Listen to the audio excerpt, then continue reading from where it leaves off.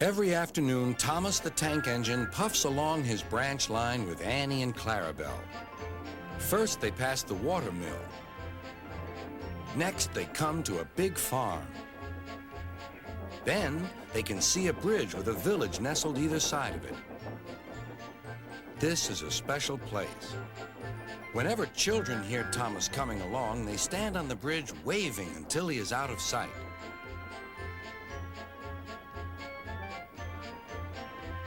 One day, Thomas was running late. He had stopped at the signal before the bridge to talk to some new children. Percy the green engine was waiting too. "Hurry up, Thomas," called Percy when the signal dropped. "If you're late, Sir Topham Hatt may get a new engine to replace you." He would never do that, thought Thomas, but he was worried. Next day, Thomas hurried along the line. Just ahead was the goods yard. There, on the platform, was an inspector waving a red flag. Next, Thomas saw some children. They were waving too. Something must be wrong, thought Thomas. This station is for goods, not passengers. "Help, Thomas, help! We're glad to see you," called the children. "Please, will you take us home?" The station master explained to Thomas's driver that the school bus had broken down, and all the parents would be worried if the children were late.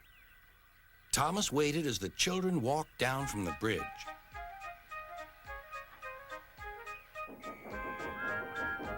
Then he took the children to the next station where Bertie was waiting to take them home.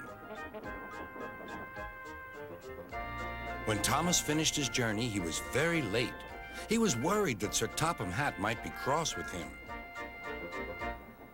"I warned Thomas," puffed Percy to James. "He's been late one time too many. He'll be in trouble now." But next morning, when Thomas picked up his passengers, Sir Topham Hatt was nowhere to be seen.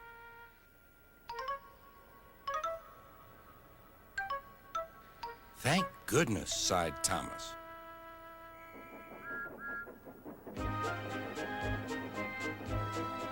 Thomas knows every part of his branch line. Just ahead was a stretch where the hot sun had bent the rails on the track.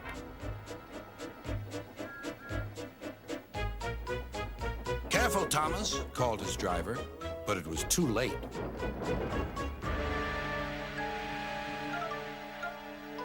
"That's done it," said his driver. "We shan't get any further today."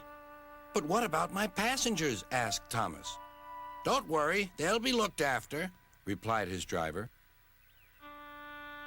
While workmen repaired the line, Thomas had to shunt freight cars in the yard. Bertie came to see him. "I understand you need my help again." "Yes, Bertie," replied Thomas sadly. "I can't run without my rails." Bertie set off to collect Thomas's passengers.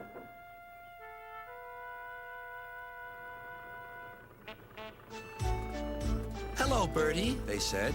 "We're glad you're here." Bertie drove along the road that runs by the railway. He stopped at each station along the line.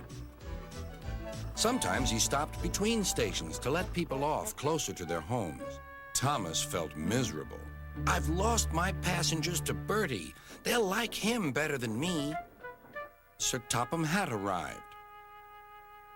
"Your branch line is repaired. I'm going to change your timetable so that you and Bertie can work together more."